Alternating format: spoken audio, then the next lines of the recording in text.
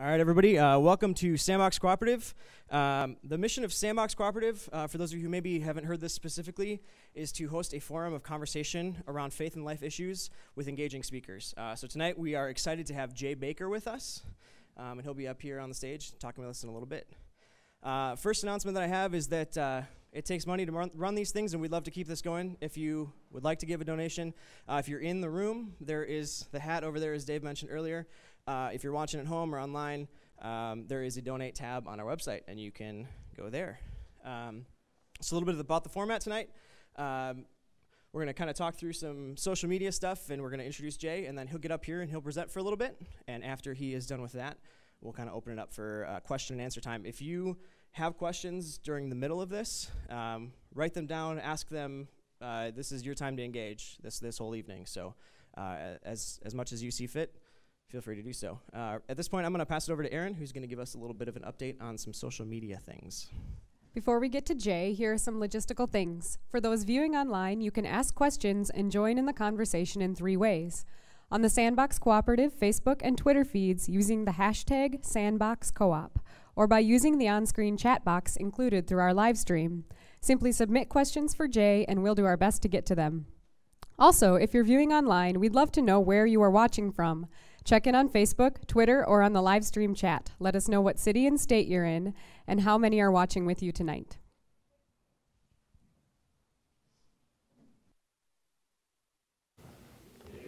All right.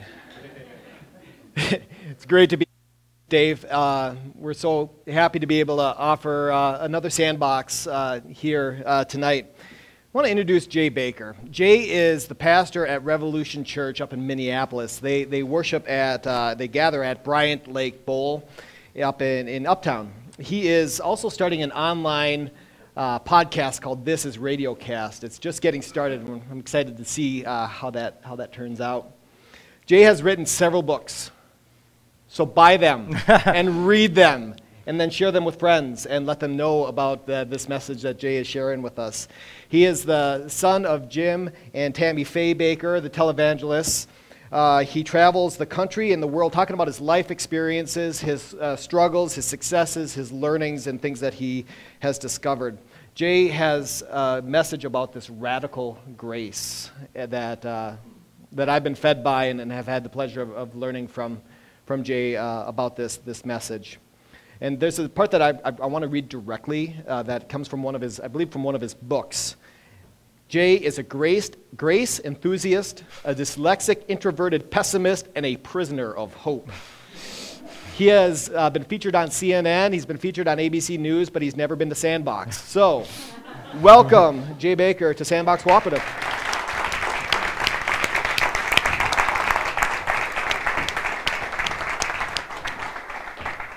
Thank you. That was a lovely intro. Can you guys hear me okay? Can you hear me in the back? Can you hear me in the back? Okay.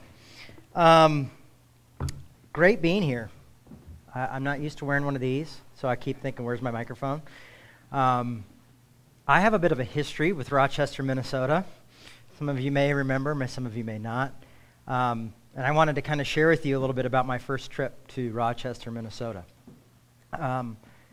I must have been 13, 14 years old, and it was early 1990, still very cold outside.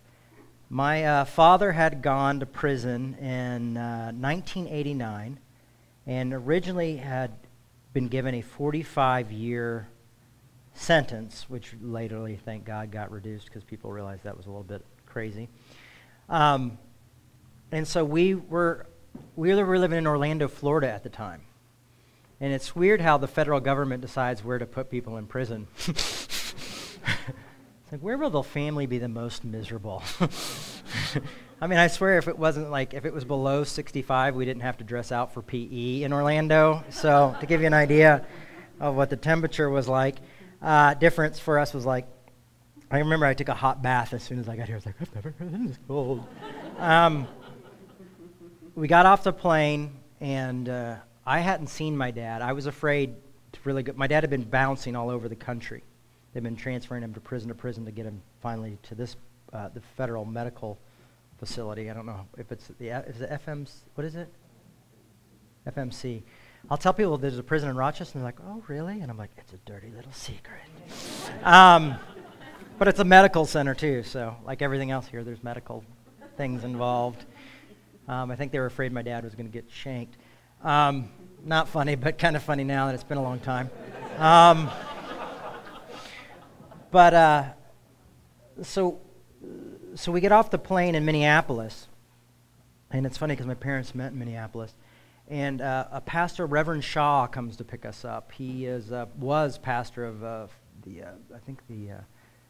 Rochester First Assembly, and he was a really good man, and he stood with my family when a lot of people weren't. He visited my dad before I had been able to see him. And so it'd been about 6 months since I'd seen my dad in prison. We get here, and it's freezing cold. And we're staying at the Kaler Hotel. And I've had a lot of adventures at the Kaler Hotel. Between 1990 and 1993, me and my friends got this reputation. We call them the Kaler Bad Boys. I'm not going to get into that, but let's just say we drove hotel security insane. There were some things involved. Herbs and spirits. We threw parties that we weren't supposed to be throwing in hotel rooms.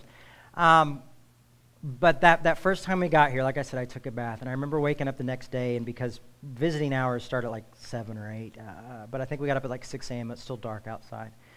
And I always remember the smell of Pert Plus, the shampoo, because that's what Kaler Hotel had. And smell early in the morning, and I was so freaked out because it was like your first day at school. I hadn't seen my dad in 6 months, because as soon as he got sentenced, he went straight to prison. And I thought usually they get to come home for a week or two to get everything put together, and they said he was a flight risk, so he was going straight to prison. And so I had planned to see him just a couple days later, and then hadn't seen him in 6 months. Remember, we get up early that morning, and we have to wait in line to get into the prison. I don't know if the Welcoming Center has gotten any bigger, but if there's anybody who is involved with the government here, and it hasn't, I would recommend maybe just putting that on the budget. That would be great. Because it's this tiny little room, Welcome Center. I don't know if it's the Welcome Center, but it's where the family comes in to check in. And it's this tiny room, and so all of us are lined up outside, and it's, cold as it gets out here, and, freezing, and you're here with all these different prisoners' families, and it's in that moment where the reality kind of hits you that something has terribly gone wrong in your life, in your family's life, and you start to realize that there's not much of a difference between the prisoner and the family. Everybody's doing time. I guess I had tried to be popular at high school by this time and was dressing preppy, but the last time my dad saw me, I looked more like this. So he thought I'd grown up in 6 months. I wrote down for the first time, that I would write down for many times, was the inmate number, 07407-058. And then you put your big puffy jackets and everything through the x-ray machines. Then the big gate opens, and then it closes, and you're stuck in this little room, and then a big gate opens. And I always was afraid my mom was going to hyperventilate, because she always hyperventilated. I can't breathe. And I was like, great, Mother, please don't hyperventilate in this weird room. And then now I would hyperventilate if I was in there. And then the next door opens, and they walk you down, and the guy's got a ton of keys, and they walk you in, and you sign up, and you hug, but they don't want you touching that long, and they have these tables that are perfect size for putting your feet up. Except the only problem is you're not allowed to put your feet on the table. And about 6 hours of a visit, being a teenager, all you want to do is put your damn feet on the table. And it was an exhausting day. I remember that night going home after my visit with my dad. I started crying when I saw my dad, first off. Hadn't seen him in 6 months.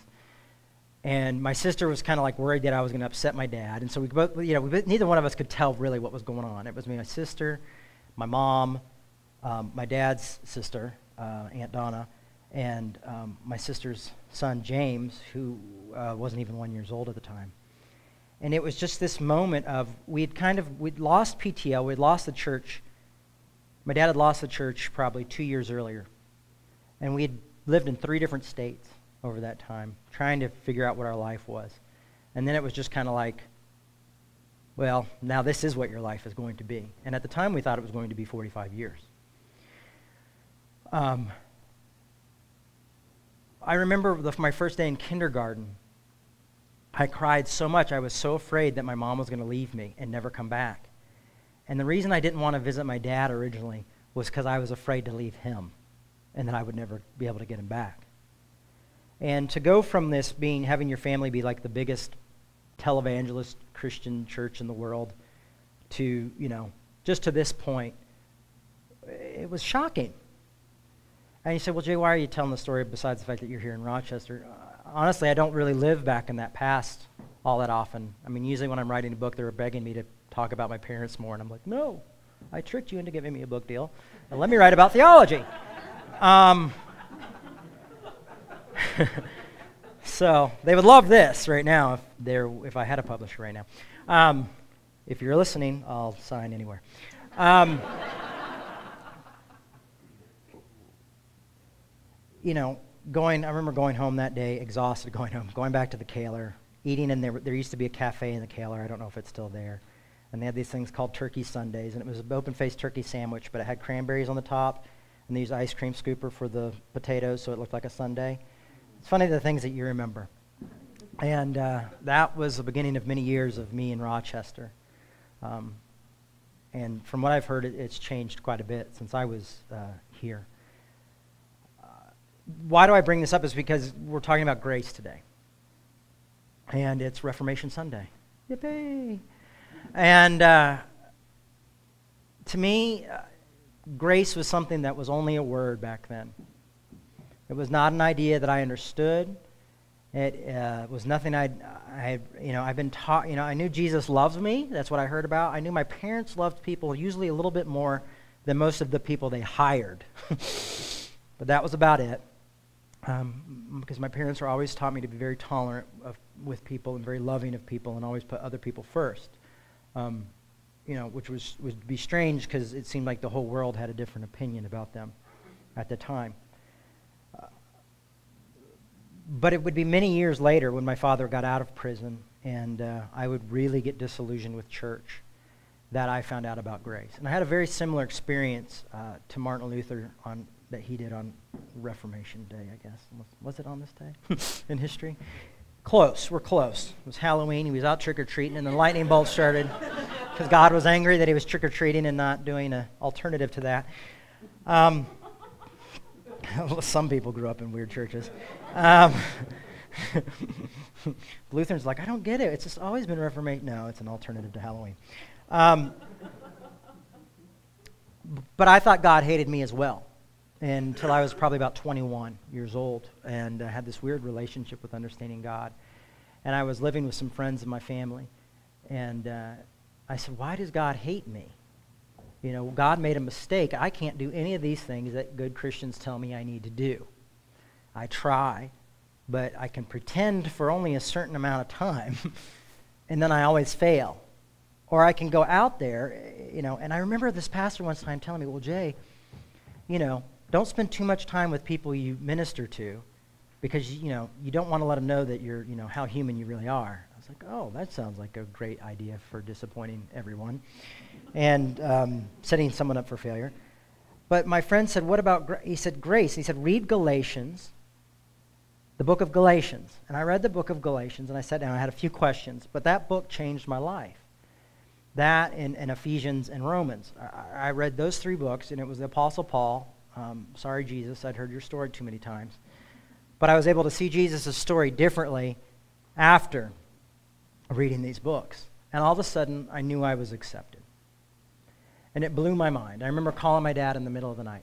Dad, grace. Let's talk about grace. Why don't we ever talk about grace? It's too good to be true. It seems so great. And he would be like, well, I know, but, I was always afraid to do it because, in the Assemblies of God, when he was a kid, they had a big eye in the youth room, like in the hallway. There was this eye, and it was like, little feet, be careful what you do because this eye is always watching you.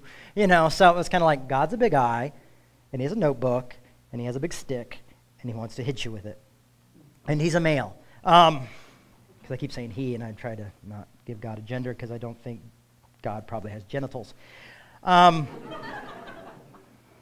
if you want to all focus and pretend what they, never mind. How many X's and O's does God have? My goodness. Where was I going with all this? Grace. So let's talk about grace. I just want to bring you up that. Now we're going to go into the future.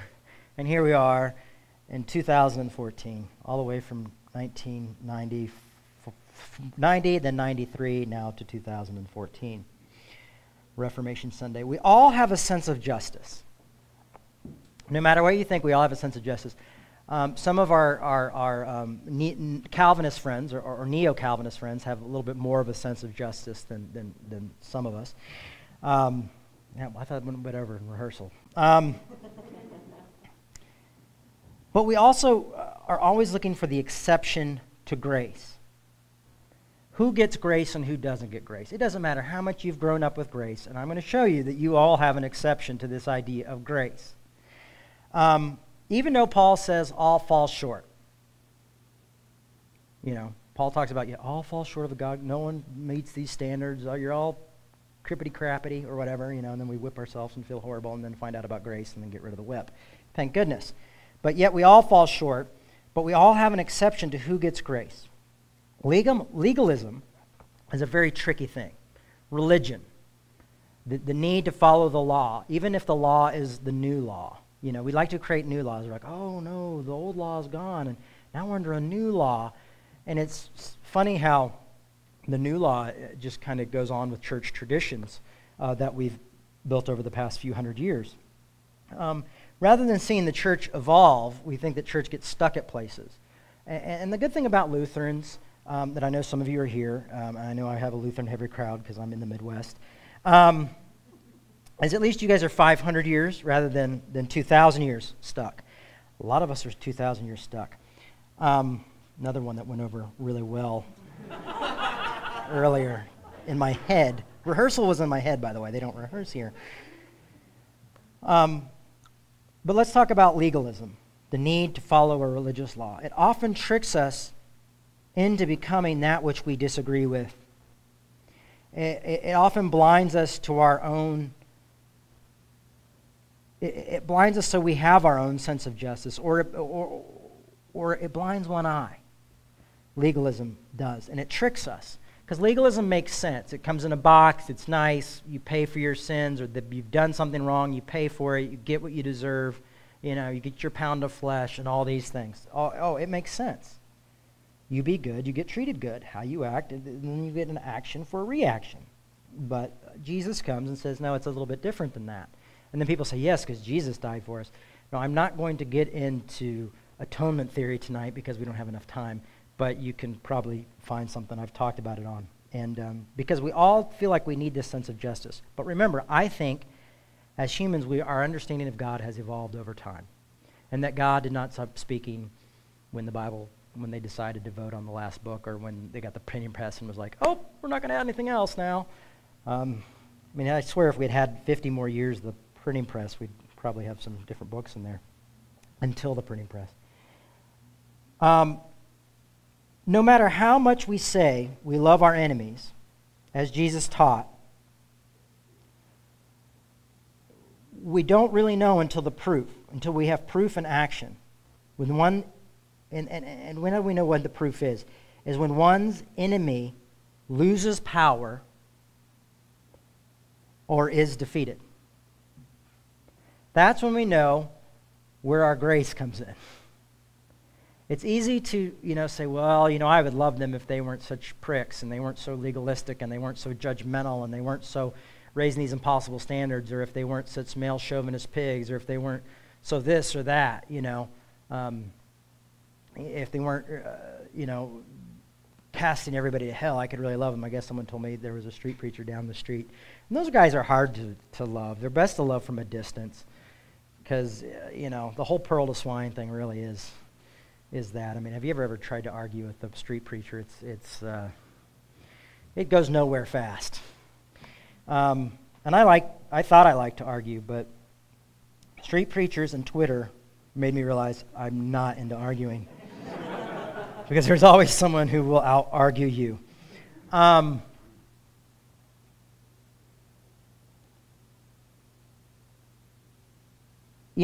Miracles. Let's talk about miracles for a second. When miracles and grace go hand in hand for me, because I've not lived in a time, I've never seen a miracle.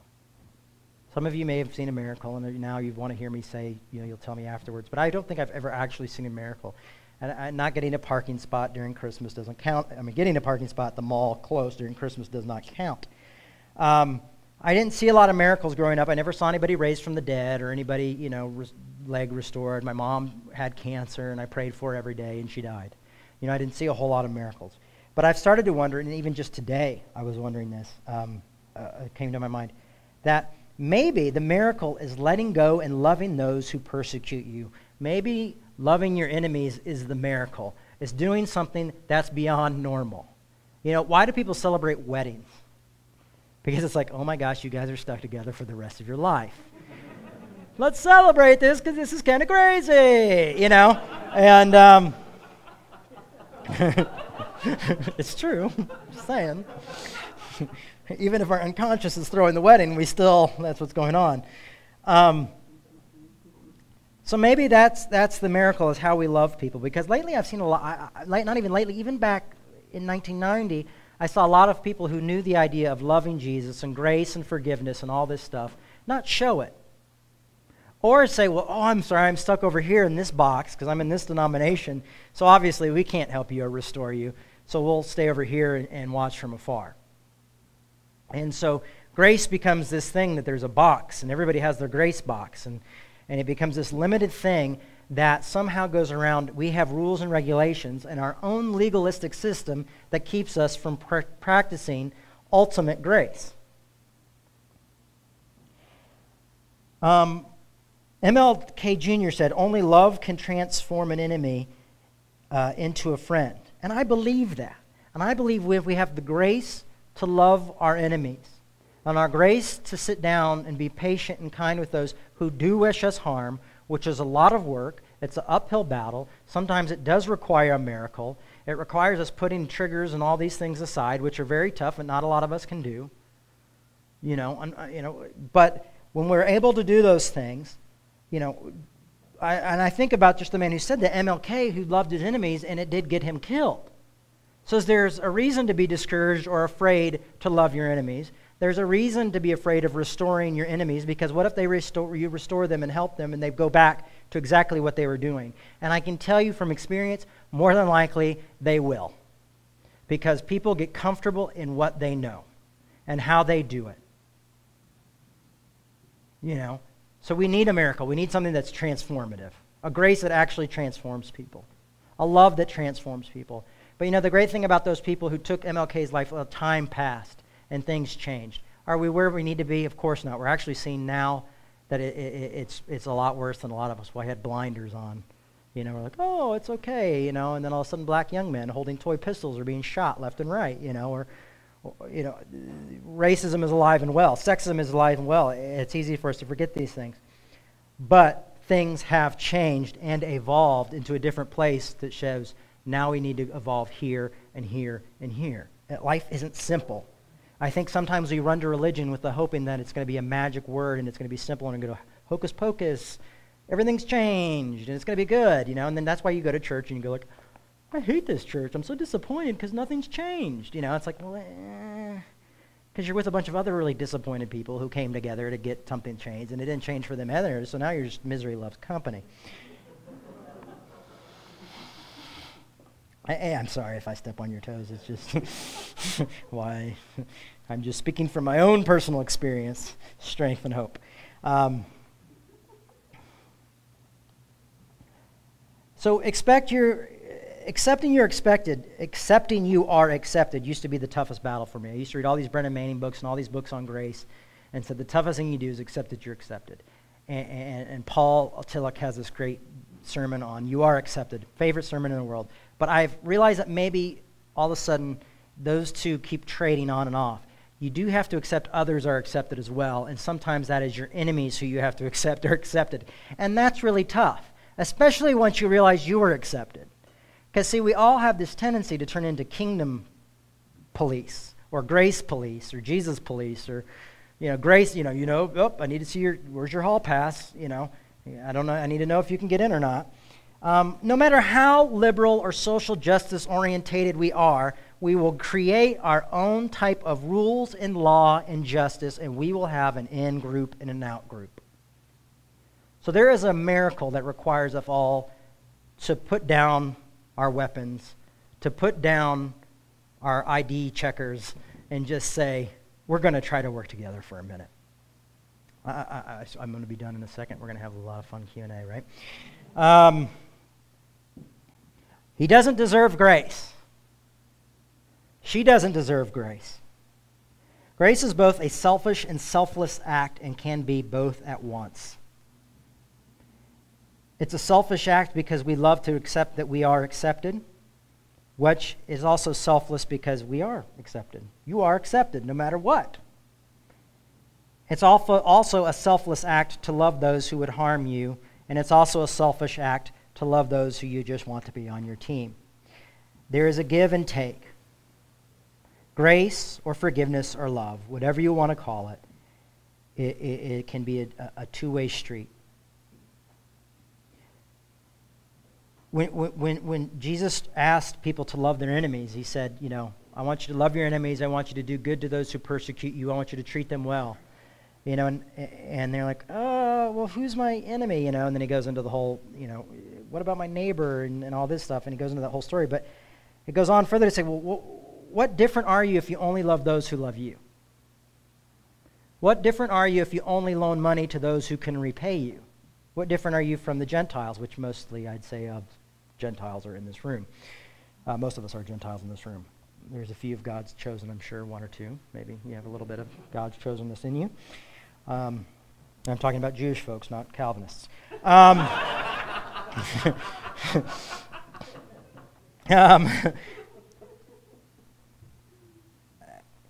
Jesus' love and grace doesn't always make sense. I leave the 99 sheep to go find the one lost sheep.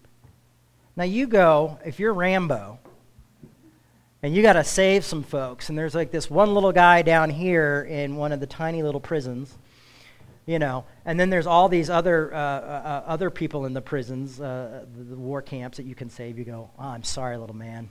Maybe I'll throw a grenade down and chuck it your way and put you out of your misery because I've got to go save these 99 people. That's just how the world works.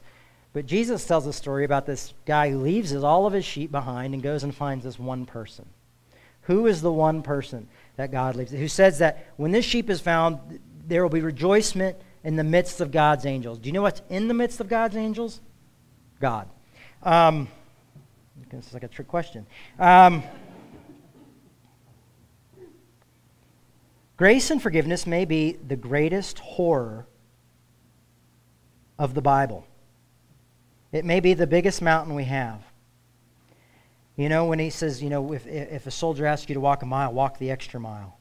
But the thing is with grace is that mile continues to grow further.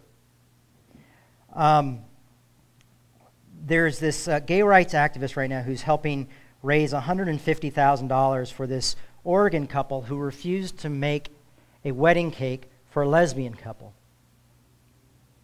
Wait a second. I'll give you a second for that. Wait. This woman came in and said, hey, I want to get this cake made. And they go, oh, what's the bride and groom's name? And she kind of, it's actually two women. Oh, we don't do gay weddings. We don't participate in that. And what happened was they got reported to the state, and the state says, hey, you're discriminating against these people. It's not like you're giving them the cake or you're like being a part of the wedding. You offer a service, and you're denying them a service so that their equal rights deserved. So they got found guilty or whatever they got found of and got charged with $150,000. Along comes a gay man. His name is Matt. I wrote his last name down really horribly, but I know his first name's Matt, and his last name starts with an S, I think.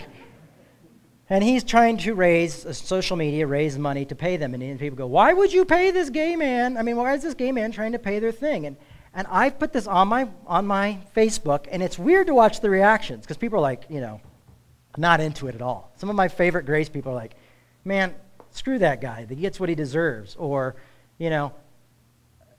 well, just give unto Caesar what is Caesar's, or do this or do that. Everybody's got like an opinion about why this is going too far. But Jesus said walk an extra mile. And you say, well, what happens when you walk that mile? And that becomes the new rule. Then walk another mile. Love your enemies and do good to those who persecute you. Those who try to take from you, if they ask for your coat, give them your shirt too. I mean, these are things that we hear, but we don't really put into thing. And then you see someone doing it, and you go like, whoa, that guy's kind of nuts.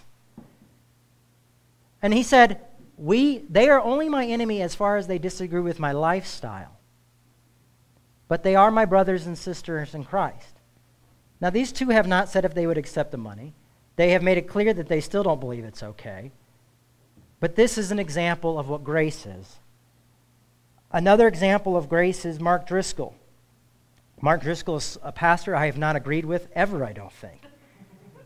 I think we both had a problem with Christianity Today magazine once, so I think there is something we agreed on there.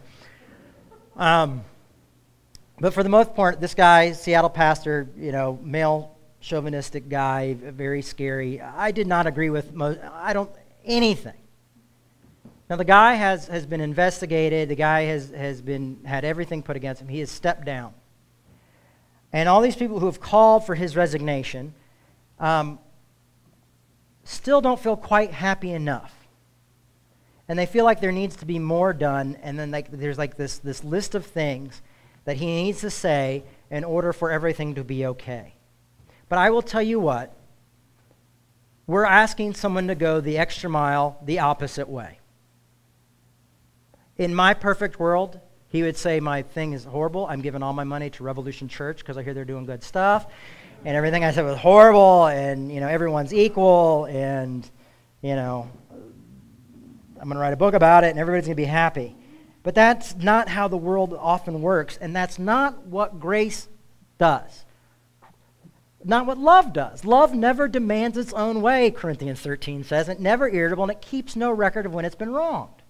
To me, a prime example of grace, which makes it how confusing grace actually is, and I used this in a sermon not too long ago, is the end of Return of the Jedi. Yes, finally, they come alive. Star Wars, the third Star Wars, the original trilogy, the good one. And Luke is battling Darth Vader, who is his father, and they are fighting. Now, his father is Darth Vader, bad guy. You can tell he wears all black. He's really big, really intimidating, but he's just really a small, white, petty man inside.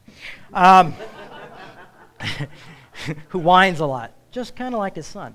But when you have that breathing apparatus, it's a lot harder to be whinier. So he's like, one of the first things he does is he meets his daughter, who I don't know if he knows it's his daughter or not, and he goes, hey, look at this planet you've been living on all this time, does anybody remember the name of the planet that Leia? Alderaan? Wow. John 3:18. Anybody? No? Okay, Alderaan.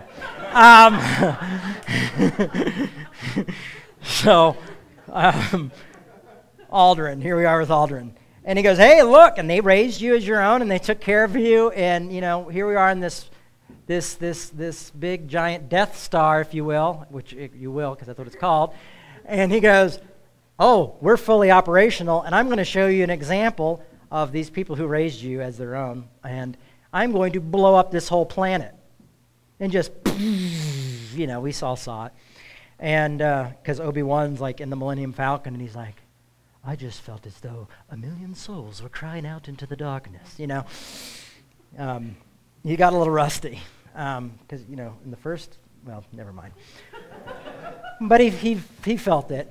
And she's like, and she's not as upset as she should be, I mean, when she's still taking the piss out of Luke for being a small stormtrooper, you're like, your whole planet's gone. Anyway, so Darth Vader's a pretty bad dude. We saw when he was young, he killed all these little baby Jedis that he was training. He get that with the Padawans.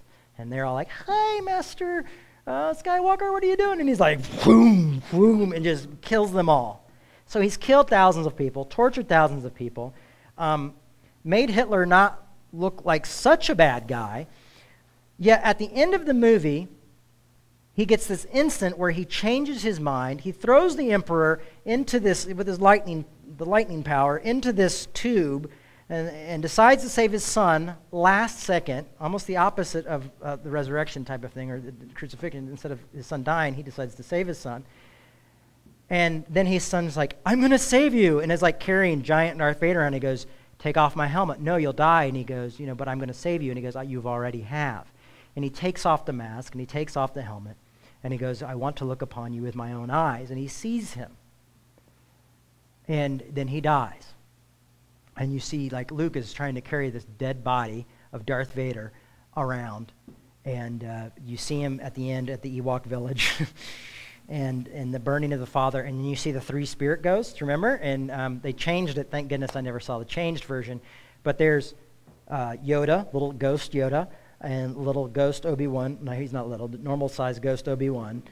And then ghost Anakin Skywalker, who was Darth Vader.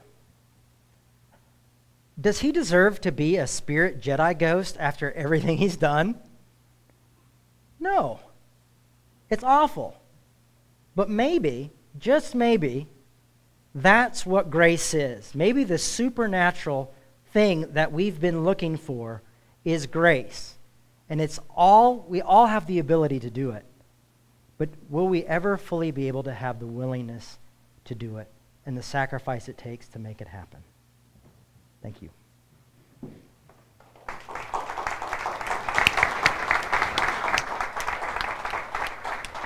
Have a seat. Oh, will do. Yeah. As we say, we're just missing the ferns up here. Yeah, that's true. Yeah. Well, just want to, once again, as you have questions, ask them. We only know if you have a question if you raise your hand. Make sure we get you a mic. If you're watching online, make sure that you tweet or go on Facebook or our live stream page. Let us know of your questions, and we'll do our best to kind of make sense of them and talk with Jay. Jesus says, love your neighbor. But what about when their dog barks at 3 in the morning? What about the really annoying neighbors? Well, the Darth Vader thing, yes, but the dog, no. Well, it's funny. It's those little things sometimes that get us.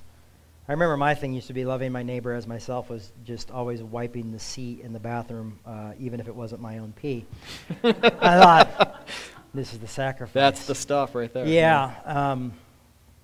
But since then, Jesus said, when they said, well, who's my neighbor? And that guy, messed it up for all of us.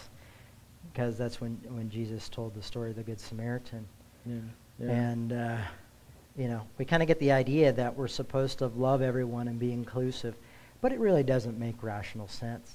And that's the one thing I think that continues, one of the main things at least, of probably 3 or 4 things that draw me back to Christianity. Because I have a lot of doubts. Yeah. I have a lot of questions like, if there is a God, what is God? Mm-hmm. I mean, is God literally a man in the sky? When you sort of think about that, could God make a breakfast bigger than God could eat? Those kind of questions. Because God can eat a lot of breakfast. And how? But then then God's limited one way or the other. Yeah. But then again, if God doesn't have genitals, he probably doesn't have a digestive system either. So,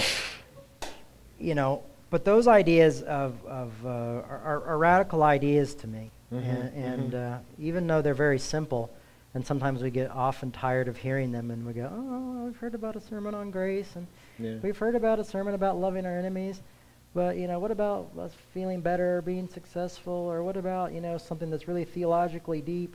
And I don't think we realize how deep the simplest things of our faith go, and how truly hard they are, and how truly blind we can become, because sometimes we have that self-righteousness of grace.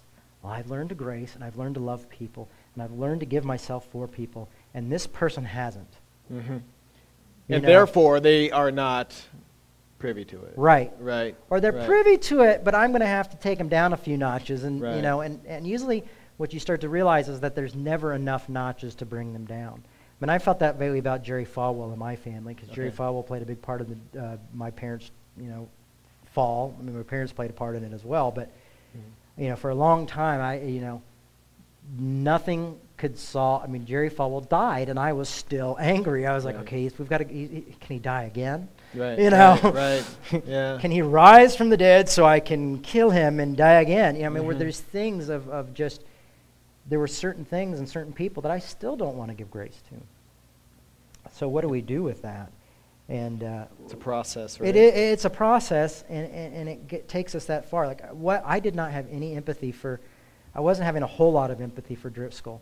And then I saw this clip where he talked about his kids and how his kids were freaked out by the news helicopters coming down near the backyard and people throwing rocks and putting nails in the thing. And I was reading the reactions of what people were saying. They're like, oh, he's using his kids as a deflector. Oh, he thinks, he's just trying to get away from this. Oh, he's manipulating everybody. And I'm going there going, I remember being a kid and being freaked out that they were renting U-Haul trucks. The reporters were renting U-Haul trucks to get on top of to take pictures with down into our house. Right. And the helicopters, and being 11 years old and completely mind-boggled by what's happening to my world. It's all falling down. And probably would have been happy to have my workaholic father at that point have mentioned my name in public and said, I'm worried about my kids, so if you guys could just kind of lay off there, I'm fair game, but they're not. And so when I saw like everybody just so willing, and someone said, well, Jay, you're just part of such a small minority of these people. How will you, how are we ever going to, no one's ever going to understand that. And I'm like, well, I'm going to try to tell you about it so you don't have to understand it, because eventually, if we continue to do this to one another, you will. We all have Mark Driscoll type people in our lives that, you understand what from in a whole different way in that situation, but we have people who we struggle with, who we want to see, who we can't defend, who we can't figure out how grace goes to them. And if you can provide an example here for how to extend grace, that so much better. One of the things that you said the other day, I heard you talk about a month or so ago, and you were talking to a bunch of Lutheran pastors, and you said, you Lutherans, you understand grace in a deep way. What if one of you would have showed up at my dad's house when it all shook down? Yeah. We weren't there. And it's one of those things where I don't think anybody knew what they could do. And I don't really cry over spilled milk. I use that more of a prime example of what we can do to let us know that we're not limited to who we can love and to who we can restore. Mm-hmm. Ultimately, I would say the Pastor Shaw here in Rochester lost his church, probably with some connections of being so close to my father. My father was a defrocked Assemblies of God minister, and he was an Assemblies of God church. And, all these friends that my dad had, some strange man, he's not that strange of a man, he's a nice man, but him and his family, reached out to my family, and that was kind of a neat thing. And I'd like to see more of that. I hope that people like Mark Driscoll have that. At the same time, everything inside me, I have to fight with the idea of that man wanting grace. I want him to get everything he deserves. Yeah. And that's a struggle. One time I was speaking about another preacher who has very similar views at my church, and I'd been speaking about him every now and then, like for those past few weeks. And I had lunch with one of my church people, and I was sitting down, one of the attendees of Revolution. We meet in a bar in a bowling alley. It's a pretty cool place. And we're sitting down, we're having this conversation, and we're talking, and I use an example, and he goes, well, actually, that's my dad. And I went, what? And I'm like, are you kidding me? And I was like waiting for the candid cameras to come out. Right. And this guy's dad's freaking huge pastor who I have had a huge issue with. Yeah. And it's not Mark Driscoll, because his kids are very young. But for the first time, I had my feet in the other person's shoes. Yes. And ever since that moment, I've tried to treat people differently. My thing is, I don't have a master of this.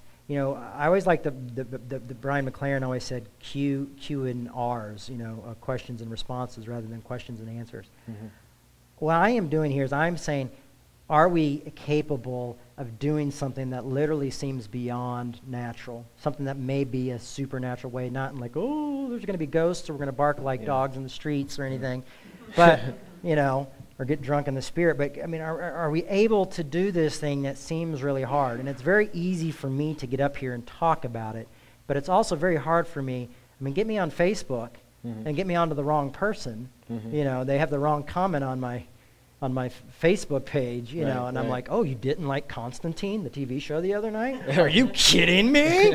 You know, like I was ready to tear this person apart. They're like, I saw it, meh. And I'm like, well, I mean, we're not talking about Jesus, so I can like totally tear this person apart, right? It makes it totally okay. Yeah, so. You know, it's yeah, I lost my train of thought, but because Chris is waving his hand over there, we wanna. Do you have a question? Yeah, we got a question coming in online. So the first question we have is, and it's a little bit of what you were just talking about, but maybe in your experience and what you've seen in others, how can we extend grace despite irresponsibility or bad behavior, and how do we create a better life without letting ourselves off the hook from that? Well, I mean, we have to accept ourselves. We have to make changes in our lives. We don't necessarily, like I was an alcoholic and continue to make mistakes, and I got sober. But I still know that there's a danger in there, and I guess the responsibility is that I don't pick up a drink. People are always afraid of grace. They're either afraid that it's going to give people license to do whatever they want, or it's going to give them license to do anything. So the more fundamentalists are afraid that it's going to give them a license to go out and drink and party and go to have a good time. And the liberals are worried, like, you're not going to feed the homeless and you're not going to go out and care about the people who are less advantaged. You know, grace is, everybody's got this fear of grace. And where does that add up? And that's the question I ask, is grace transformative? Does grace really make a difference in people's lives? Or is it something we talk about? I mean, I would say let yourself off the hook, because you're going to have to eventually, and learn from your mistakes. For me, that's what I've had to do. I still have this struggle with self-hate. I mean, I go to a psychiatrist every week. You know, I have a prescription of medication that I take because I have panic attacks. I have my own demons that I deal with. So it's like, you know, we need to ease up and love each other more. And and figure out a way to do that. Do I have the answer? No. Am I afraid of people just abusing grace?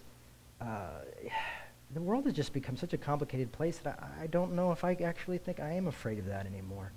You know, what is it, the 1%? Am I afraid of the 1% who are able to actually just do whatever they want? You know, maybe, but there's 99% of other people who have a lot to worry about in life. And a lot more than their just moral issues. But, you know, I mean, their moral issues are, can I feed my kids tonight? Or we're going to sleep in the car. Am I going to be able to pay rent? You know. You know, we talk about, you know, this idea of grace is loving your neighbor, right? And loving your neighbor as you love yourself. Loving your enemy as you love yourself. I heard the question one time, so what if you don't love yourself? Yeah. And that's an example. I think for me was not loving myself, and I think at that time maybe you're not capable of loving your enemy as yourself, and that might be the pure example of why so many people can't do it, because they haven't accepted that they're accepted fully. I may say that I'm accepted by something greater than myself, but there's a part of me that says, you know, well, you're not smart enough, you're not good looking enough, you don't know how to do this, you don't have any degrees, you don't have any of this. Oh, but Jesus loves me. It's fantastic. But the fact is there's a part of me that, like, you know, when someone shows me a picture of myself, I kind of blur my eyes because I have such a low self-esteem. You know, so there's always going to be that struggle. You know, it's like we have these beautiful sayings when we preach. You know, it's like, well, what if you don't do this? What if you don't have it? And we want this easy kind of answer back.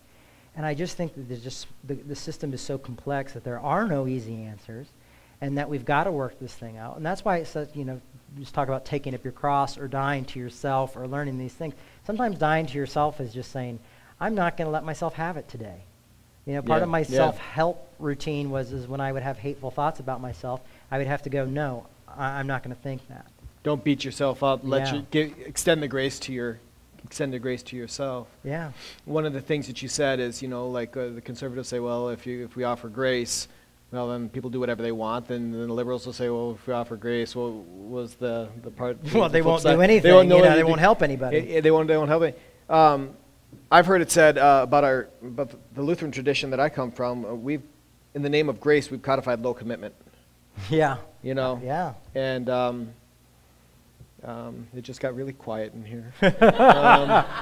I mean, and I'm guilty as anyone of that in our tradition, but it's a concept that we don't know what to do with. And it's really funny because when I first started, first few times I spoke at poor Lutherans, a few Lutheran events, I was shocked at the grace that they understood. Mm-hmm. And I was always taught to do good things because I was supposed to, or God was going to be upset with me. Yeah. And what grace does is sometimes it just reveals our true nature. Okay. And it shows that, we're fallen in ways that we don't realize we're fallen. It's easy to be complacent. It's easy to just stay at home and watch TV and forget that there's thousands and millions of people suffering, And then we'll persecute people like Bono or people like that. But, at least these rock stars are trying to use some of their money and their understanding to bring awareness to people suffering. Mm-hmm. Grace brings ugly things to the top, and maybe, we can learn how to use that stuff, kind of like cheese curds. No, you're talking my language. No, there it is. Delicious. We'll fry up our negative things and our waste and figure out how to make it tasty. I think you got Chris over there. You had him at cheese curds. What do you got over there? How about this one? Can you tell us about a time when you experienced or received some substantial grace from another person? And how is that different, similar to, or the same as the grace that you experienced from God? For me, it really started with my friend D.E. Polk in Atlanta, Georgia, who was a youth pastor. And I was working with his youth group a little bit. And but I would also go out to these clubs and get, just wasted to the point where I was blacking out. And he would sometimes come and pick me up at these clubs, or even sometimes just come with me and sit there at these clubs. Rarely partook, maybe a time or two. But for the majority, he was always making sure that I got home alive. And I always said, why do you do this? And he would talk about grace, and I would go, whatever helps you sleep at night, pal. Mm-hmm. Because I thought he was, had a license to sin, that he had created this great thing. And I realized is no one needs a license. Mm-hmm. And so it was that kind of love. I mean, the amounts of grace I've been given for the stupid things I've said and the feelings I've hurt of people and toes I've stepped on, is countless. I've been forgiven by a lot of people. How does that do with different from God? Is with people it's tangible. And for people it might be the only closest experience I have with something that is outside of my realm of understanding. So for me, that experience that my friend D.E. was showing me was kind of like showing me like, oh, this is what the Bible talks about. And it was a way of like the Word becoming flesh. So in that way, that's the experience, Well, as I hear your story, to me, I see God at work. God has this kind of crazy, persistent habit of using people to advance his what God is doing.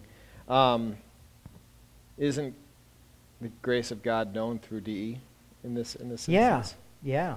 And isn't it one and the same? Yeah, and it was funny because to me, later to find out about Luther and the experience that Luther had, and realizing that I had a very similar experience, which has always interested me because when these guys who come out with the, I can't remember if it's the original understanding of Paul, but they argue that Luther misunderstood Paul's concept of grace. Uh-huh. And I'm like, well, that's fine, but I got it the same way, mm-hmm. This idea of that I was loved and that I was accepted just the way I was. And but I constantly have to remind myself that, and I constantly have to remind myself to love other people that way. I mean, to be honest with you, the past couple of years of my life, it's a struggle to love people that way. There's been times where I'm just really great at it, and I'm coasting, I'm feeling selfless, and people are going, oh, you're an idiot, And then there's times where I just want to turn into whoever, a badass of some sort, and just tell everybody to piss off, mm-hmm. like, forget it, it's not worth it. Yeah. But sometimes, we're called to just love those people who've been thrown away by the church.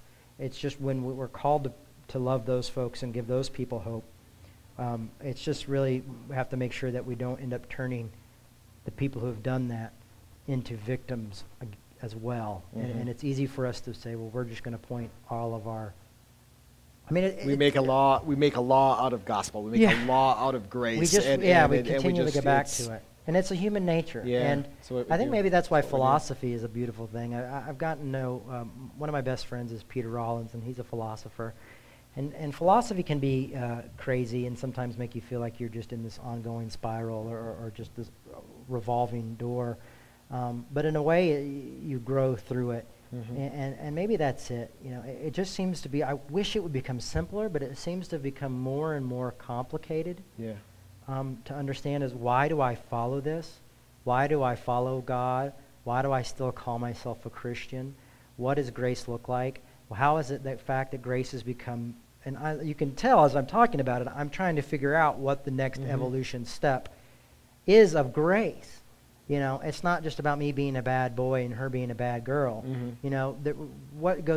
How do we continue to make this grow? Yeah. Hey, when I first I sent an email to see if you would be able to come and do this, and the response that I got from the person who kind of handles your booking explained to me that your church lost its funding a few years back when you went public with an evolving theology and this emphasis on grace, equal rights for the LGBTQ community, and so on. Grace is so expensive, right? It costs. It costs jobs, it costs livelihoods, it costs lives. And the great part is you get people who then accuse you of being an ear tickler and trying to please everybody by the very message that grace has compelled you to go to. Okay. And, grace, people say grace is a slippery slope, and it is a slippery slope. You know why? Because it leads to inclusion. It leads to including all people, and that is something that seems to be beyond just forgiveness. But what about this? Yeah, right. And so when you get down to this conclusion, eventually you include the wrong person, and enough people don't like that person. For me, it was like 10 years ago when I said, well, I don't think it's a sin to be gay anymore, and I think gays should have the right to get married and all this stuff. And I didn't speak for a year. A week later or two, I had to sit down with my whole staff and go, by the way, none of you have jobs or health insurance anymore, but don't worry, either do I. And, and you've done nothing wrong. You've just... and in the same way you're going like, well, I followed my conviction, and did I just destroy all these people's lives because I was selfish about following my conviction? But I slept really well at night, and they all seemed to be really on board for it. And now it seems like it's becoming more and more, accepted. The ELCA did that big step years back, and I got really excited about that. But when, and I'm not a hero. I wasn't one of the first people to do it. There were people before me who gave up even more than that. Families fell apart and things like that. But there's a real cost to it. There's a cost to loving your enemies, because they might be somebody else's enemies too, or loving someone else's enemies. You want to become a bad guy real quick, go online and just find a group of people who don't like another group of people, and just talk about love and grace and stuff, and they will find every loophole they have not to love that person and to tell you why you're wrong and why you're part of the oppressive system. And so it becomes very hard to love people, because, what if you're called to love the wrong people? What if you're called to love that serial killer person, and you're going to go visit them every day, and you have to deal with the 50, people, family members that they killed? What do you say? Yes, what this person did was horrible. Yes, it was wrong. But for some stupid reason, I feel like this person as a human being has value just by their pure existence. So I feel called to love them. I'm not saying it's okay. I'm not saying I agree with their theology. I'm just saying, they're going to fry soon. Enough is enough. Forgiveness is a different matter than, it's not saying it's okay, but forgiveness is a different matter. We have a question right here, it looks like. Yeah. I don't know if I should introduce myself or not. Okay. My name's Dave Nash, and I just came off the street, and I agree with a lot of everything that you're saying. I often, too, have the same questions. knowing the difference right and wrong was written in Genesis. In treating your enemies with kindness, you'll be heaping burning coals upon their head. That's in Proverbs. I was just wondering,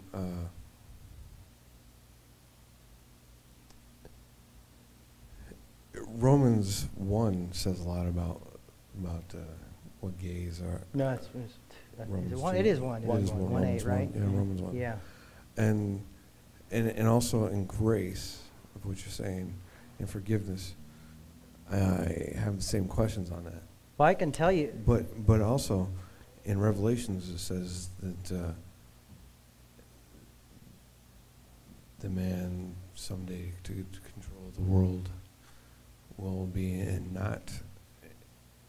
receiving of himself. He will deny the companionship of a woman. In the prophecies of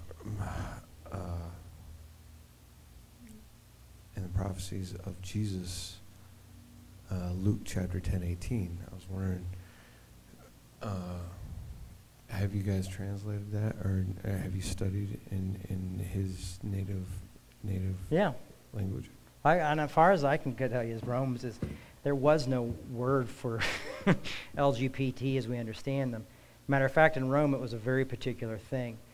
You know, you could, if you were a man in Rome, you could have sex with anybody who was not a man, which meant young boys under 13, temple prostitutes of any type, eunuchs, as long as you weren't the receiver. If you were the giver, the penetrator, you were okay.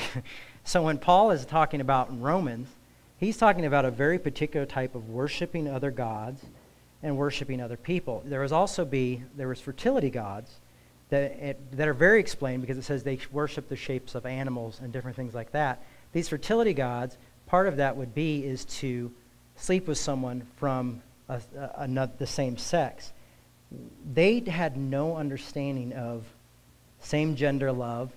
The idea of same-sex attraction was just more of wasn't even a concept. I mean, you got to understand, you got to go back to Freud, which wasn't that long ago, to come up with these actual concepts of what homosexuality is and same-gender loving is. Now, I'm not going to answer any more of your questions because I have a feeling you just want to debate, and I'll be glad to debate with you after this completely.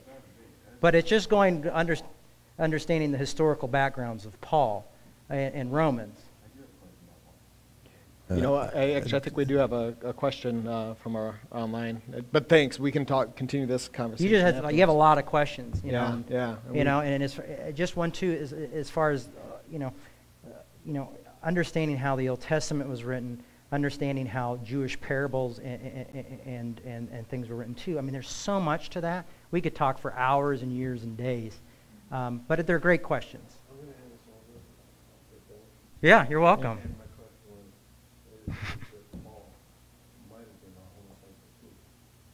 I think Paul was probably actually married, and because he was a Jew, Jewish Pharisee, his family had a funeral for him, and as though he was dead.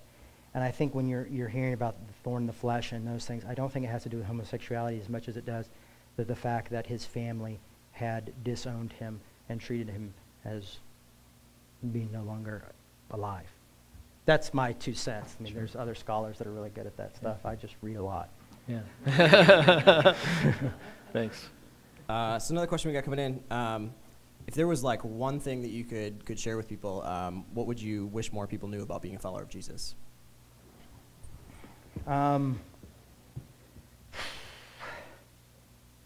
You know, it's just not easy to say because everybody has glasses that they see things through. For me, I see the Old Testament and the New Testament. I try to see those through the glasses of Christ. You know, so when I see that these, they were striking babies' heads against, the rocks, and God was glorified, and they were taking the women as their own. And I'm going like, I don't think Jesus seemed like the type of guy, and if Jesus was God, I don't think he seemed like the type of guy who would want rape to happen or have babies crushed, heads crushed. So I look at Jesus and go, okay, that was man's greatest and best understanding. We look at the story of the flood, and it's basically a story of genocide. And it's like, I was told that my whole life as a kid, but I never really grasped, like, you're telling me that everybody was wiped out and murdered and killed And well, that's just God's justice. And then Jesus comes along and says, love your enemies, do good to those who persecute you. So when you're the Son of God, and when you see the Father, you see me. When you see me, you see the Father. So in a way, it's like, is God a hypocrite? God doesn't practice what God says.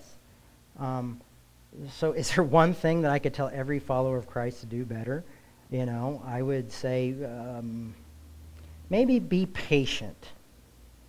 Be patient with other people and get to know them a little bit more. But that's, I hate to keep saying all these buts and everything, but it's just, there's so many ways of how frustrating this walk can be and how tough this walk can be. And as a guy of grace, it used to be just like, oh, Jesus loves you, and it's all rainbows and unicorns, and we're all good, And now it's become like, oh, this idea of grace and loving the unlovable has really become hard. This is a really tough issue that seems a lot harder than, well, why would I vote for this guy, or why do I have to believe in this or do with this group? Everything that Christians have been associated with in the past, it's like, wait a second, it's been a lot harder to almost do the exact opposite thing.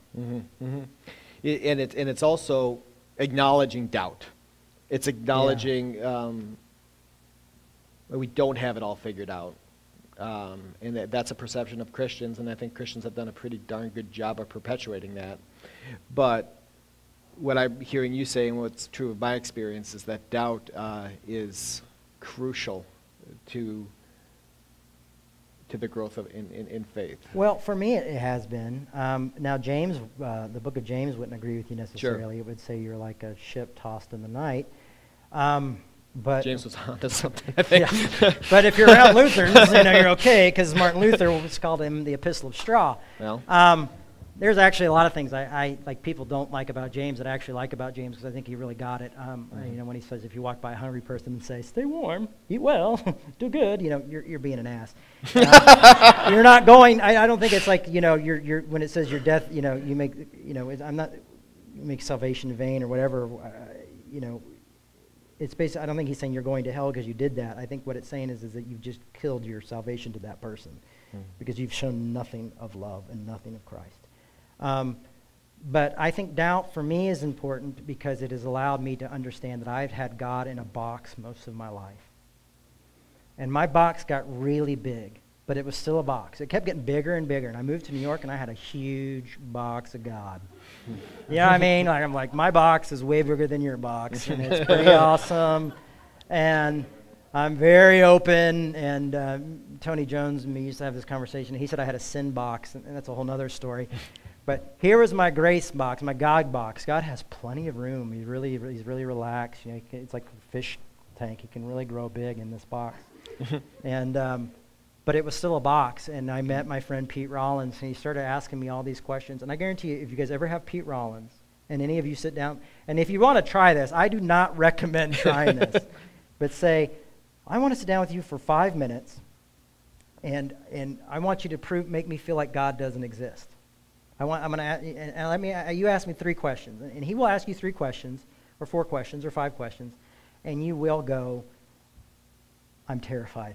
Everything I believed, what do I believe? I don't know what I believe. Oh my gosh, I thought I believed. But what about this? And what about this? The guy's brilliant. I mean, he has a doctorate in philosophy, so it's lots of illusions. He's a Jedi. Jedi mind tricks. And he may actually be a bit of a. I can't remember. It would have been really funny had I could remembered, but it's past. Magically delicious. Anyway, he's Irish and he's small. He's a leprechaun. A leprechaun. He's a leprechaun. Man, that would have been good 5 seconds ago. Somebody stole his Lucky Charms. Yeah. But, and he really caused me questions. And I had such a fear of doubt and had such a fear of even disbelief. And it seemed like this great chasm of just this black hole that I was going to fall into. And I sat down, and my salvation just kind of went out the window. I was very broken at this time as well. I was dealing with a lot of grief over my mother's death and the loss of my first marriage, and some things that I kind of put on ice for a while not to deal with, and things I was dealing with them. And going to an Irish person to be encouraged is not always the best ability. I mean, they're a laugh, but then you're like by yourself and you're crying. But what it did was it killed God. It was as though he killed God for a moment for me, and God died. And my box was broken. And my understanding was gone. And it was way, way beyond any understanding of my theology or that the Bible had or any other book I've read on theology or any other pastor I'd ever heard. It was just all gone. And it was these little bits of grace and love and compassion that kind of allowed me to come back. But what also allowed me to come back was a reverence of realizing that it was something so much greater than I could ever understand. And that God, when Paul is on Mars Hill and he goes, and this one's the unknown God. I took kind of a literal translation of that in one of my books where I was just kind of like, God ceases to be God once we understand God. Okay.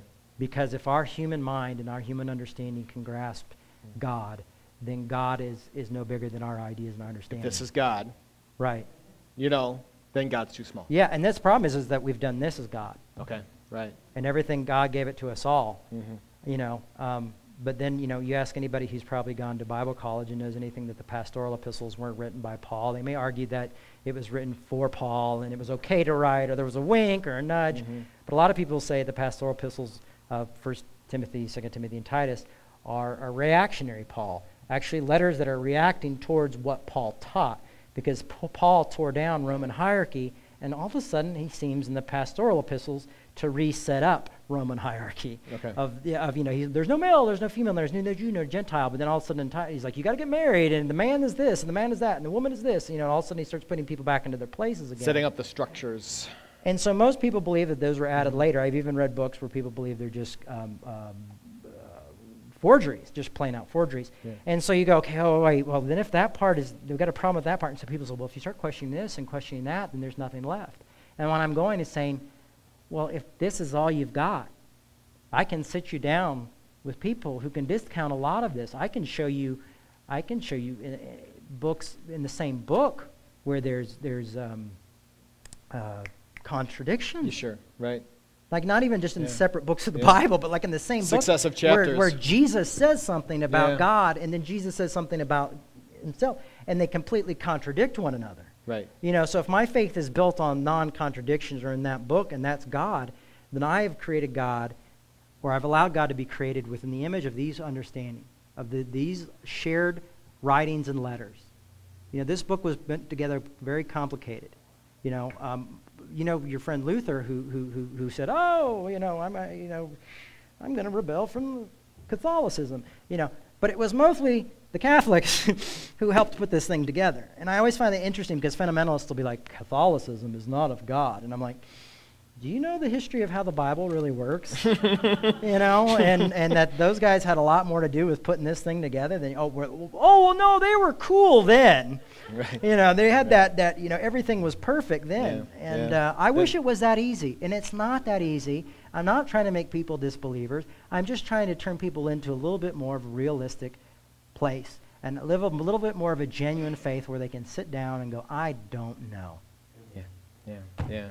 I don't know is a faith statement. I think we have time for one question, and I'm seeing lots of hands all of a sudden. Well, do one in the back. We've got a walker. Is this thing on?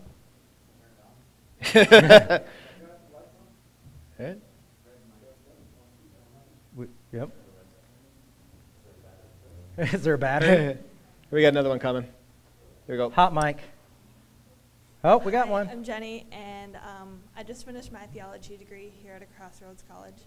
But a common thing that we talked about in school, and that continues to be a question, is a lot of churches have kind of, the grace candle, as we call it, has burned out, or it doesn't get talked about very much, or it's been shoved under the rug. Whether it's our materialistic lifestyles or church politics, how do we bring that grace back into the church? It might be good if the church, I like how you said that, like the different denominations have put it underneath a bushel, if you will, or they have their little grace candle and it's burnt out, or that, there are certain, like, Lutherans are like, it's on fire everywhere, but we don't know how to help anybody because we can't control the grace candle. There it is. Yeah, I feel like these are the grace candles. Yeah. Is maybe by other denominations and maybe by other believers and maybe of us all deciding to put some of these stupid differences aside that none of us could ever know if they are right or wrong, and start working together and going, you know what, they're stronger on this and we're weaker on this. And it might have to happen because the churches are starting to shrink so much that we all might just get stuck together, you know. But everybody thinks they're so much an expert in everything else, which causes someone else not to be an expert in something else. So, you know, if you had like, you know, Lutherans, I'm going to give you two, in Assemblies of God. I grew up Assemblies of God. I wish I would have grown up Lutheran so I could be like, oh, it's just too much grace, we don't do anything.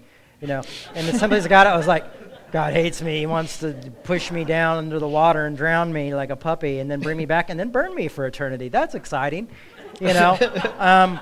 But we did a lot of good stuff. There was, I mean, you know, I think about the homeless people that were fed and the missions that were done and all these things, you know. It's like most of the guys who've come back with Ebola are evangelical Christians. The first two guys were like super evangelical Christians that would freak us out if we knew their theology probably. You know, we're talking Franklin Graham.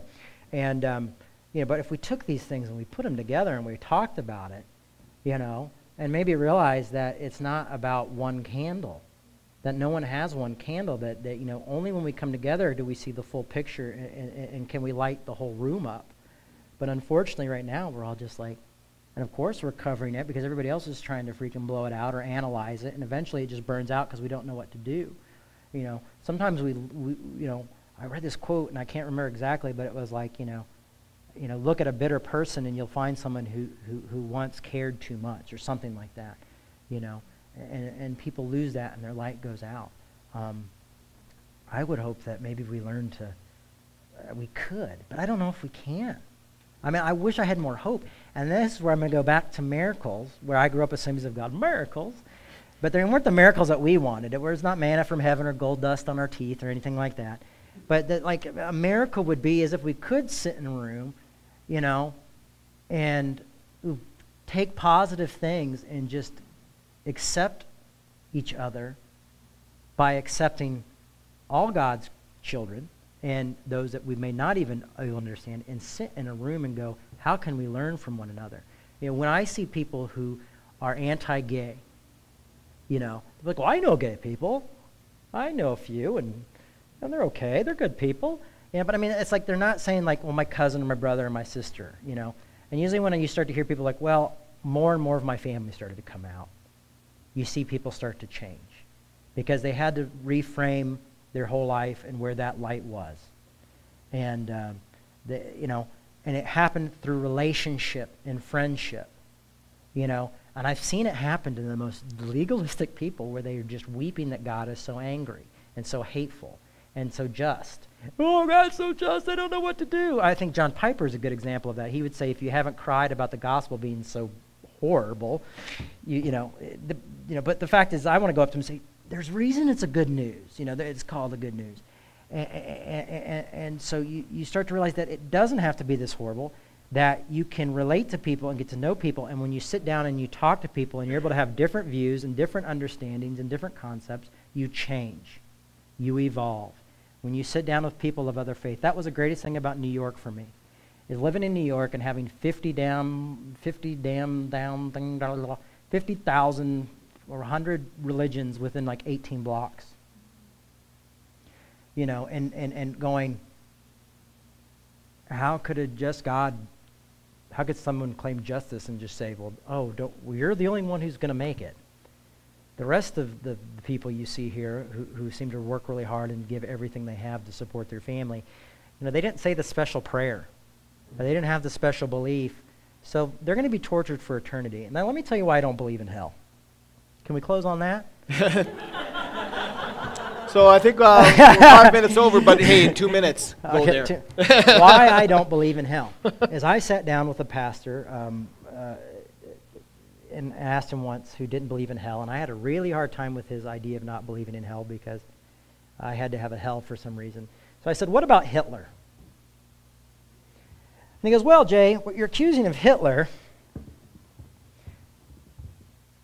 you know, you think Hitler's a monster because he put all these people in the ovens, right? And I go, Yes, obviously, in the Holocaust, everything that happened there.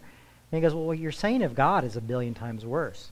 Because basically you're saying all those people who died in the ovens, they ended up popping up in hell where they were burned and tortured for eternity forever. I can't buy that. And so, well, Jay, you just don't understand. It's beyond your understanding, so you can't understand that.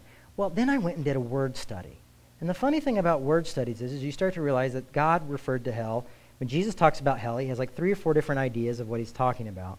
One is southwest of Jerusalem. Is that Gehenna?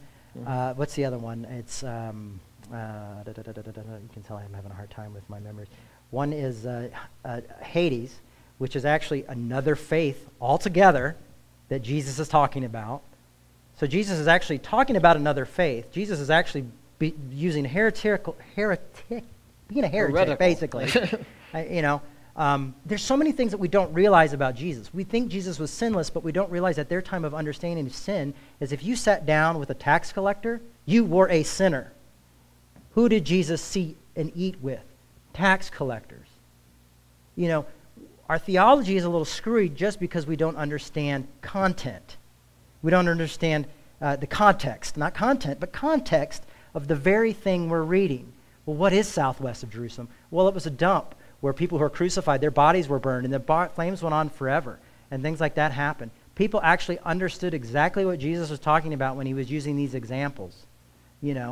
Otherwise, Jesus just sounded like a crazy madman who one minute was saying, well, there's this blissful afterlife that everybody's going to be happy and love with God, but then there's a bunch of you who are just going to be tortured and burned and never, ever stop suffering, and I'm going to die for you, but I'm only going to die for a handful of you.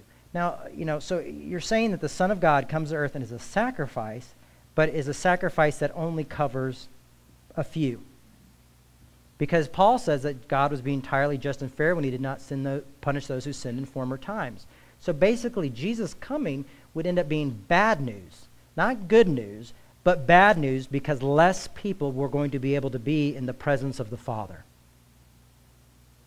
And, I could go all night, but I won't. Yeah, I wish we could, and I know that there are conversations that are going to go on all night. Yeah, I'm sorry. Yeah, no, that's what we hope for this venue to be. I like it's a sandbox, and I thank you for inviting me into the sandbox to play and build castles with you. And I'm going to leave the sandbox, and hopefully someone doesn't kick sand in your face for letting me play in the sandbox. Well, that's any time. But I think it's a perfect example. So thank you for that. Thank you. And I also want to kind of give a plug for RadioCast. Oh yeah. This is RadioCast. It's your podcast that you're going to be. I just started the Kickstarter. Well, I finished the Kickstarter. Yeah.